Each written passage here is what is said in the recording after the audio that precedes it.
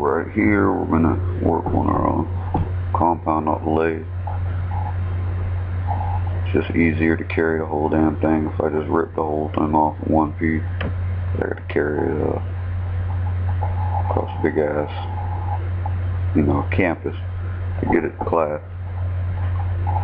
So just unbolting the 4 bolts. Basically I made this, just looking at Steve Badair's design and then just kind of getting willy-nilly with it. And my nut sat just too high. I couldn't get a wrench on all 4 of them. The compound was usually sitting over top of one of the bolts. So I basically got to take it over to the mill and make the slots deeper, then take it to the lathe and face some of it off. Of course I can't get them out, so we'll take it over to the vise, lock some vice grips on there on the screwdriver and tap it with a hammer. My old scrawny behind just can't get it. But what can you do, right? Off to the vise.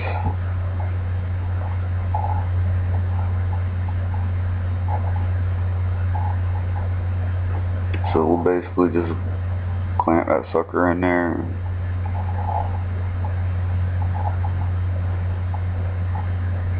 Usually you tap it a few times as you're rotating it.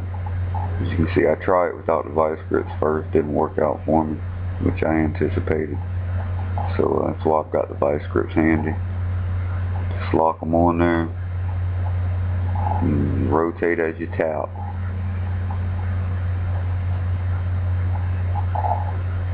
See, that one's broke already. On to the next one. Rotate as you tap. That one's already done. On to the last one.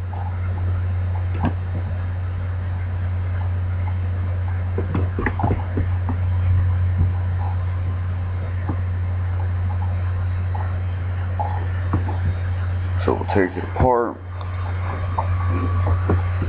and then we'll take our 4-bolt clamp over to the mill, throw it in the old vise.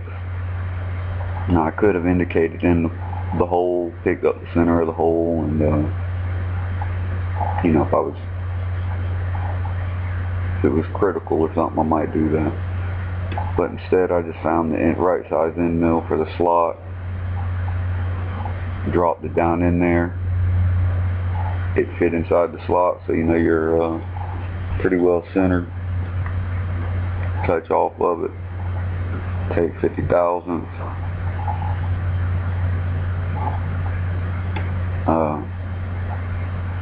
Now what I did was I did the first slot, then I ran the lock up on the quill. That way each one of the slots were to depth. So the first slot I took a few passes. The rest of the slots I pretty much just took it halfway, took it all the way. So 2 passes, then I back out. I'd look at the back of the slot, see how much there was to clean up, maybe clean some of the chips out of the way. And then I'd go back in and finish that back wall, make sure it was cleaned up.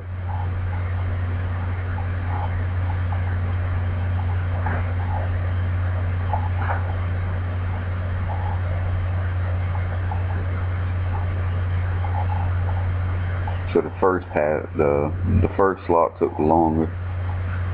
Once you drop it in the one side, then you just raise it up and go across to the next slot, because you should already be in line with it if you made the part right to begin with.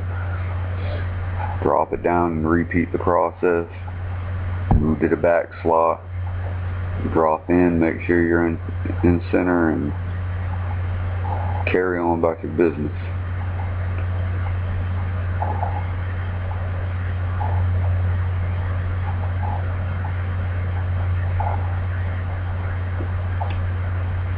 Just drop it in, dab a little oil.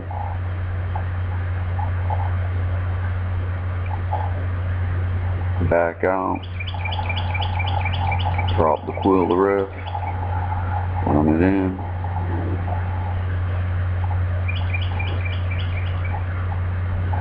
Back out.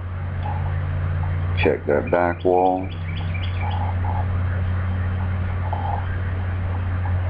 See how much further I gotta go, and then run it back in to clean that up.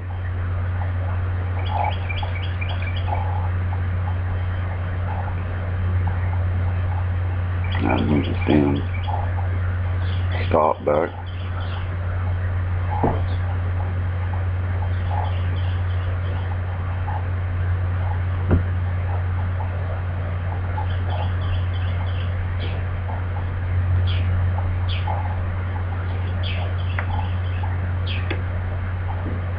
You know, since we already got the quill stopped, it doesn't take near as long. You know, you don't got to find your depth. You don't got to count tick.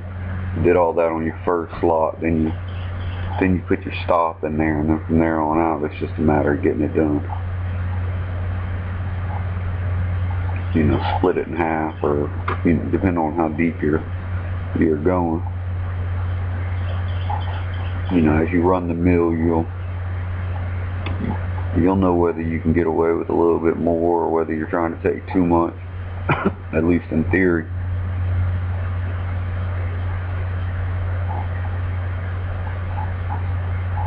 We'll drop it down.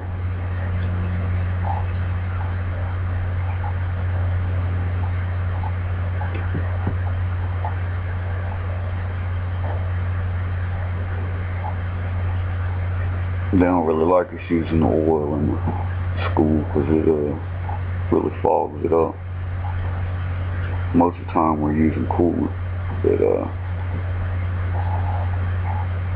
what can you do, right? Sometimes oil is just the way to go. It's a pain in the ass to feed, you know, try and hand feed and use a squirt bottle at the same time. We don't have any coolant set up, so.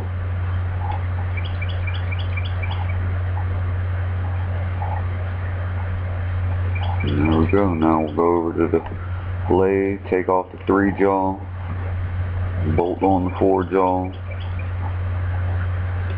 Now the little lock keeps falling out, so what I do is I ripped off a piece of paper, wrapped it around about halfway, worked it back in, just something to give it some tension, right?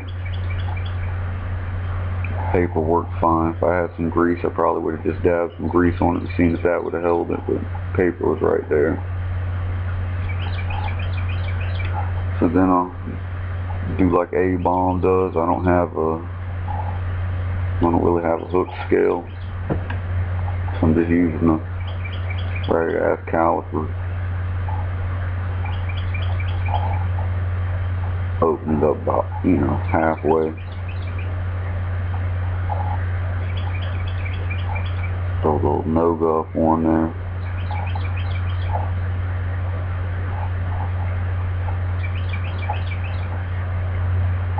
And just do your standard old indicating.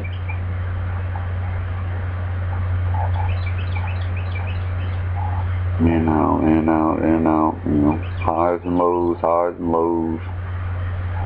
Then we'll change the setup on the Noga and we'll come off the face of it.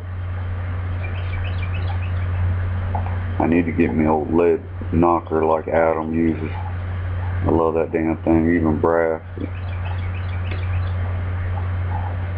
Tapping with that wrench right there ain't gonna hurt nothing. Make sure it's good and flat. And make sure everything's good and tight on your chuck. And then we'll just run it in for, you know, find the RPM we're gonna run. I'm probably running it a little slower than I normally would just because it's all primarily interrupted cuts.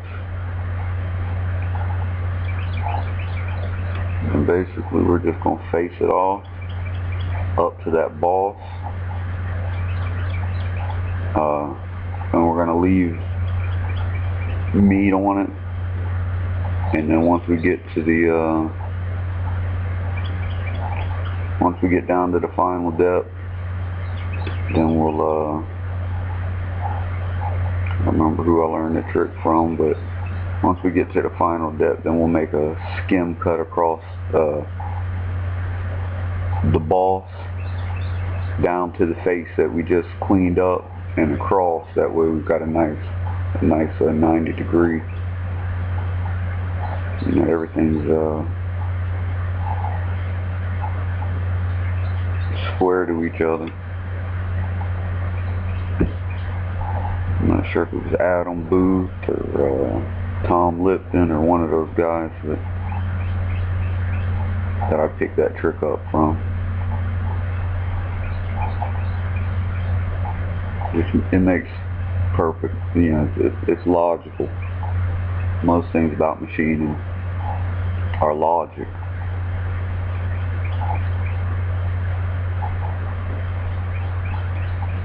So right here is where we're getting close to where we want to be. So now we're just stopping and observing. Cut, stop, and observe. You know, because we're not really working off any numbers here. We're just kind of, you know, we know that it worked the way it was. So anything that we're taking off is better than nothing. So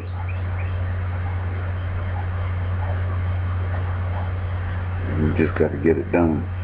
We're about there now.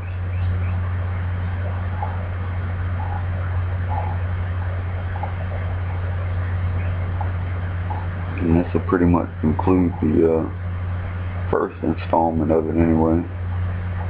We're going to have to put it all back together and adjust all the gibs and all this other crap. Oh, it's been such a mess messing with this frickin' thing. Can't wait to just have a lathe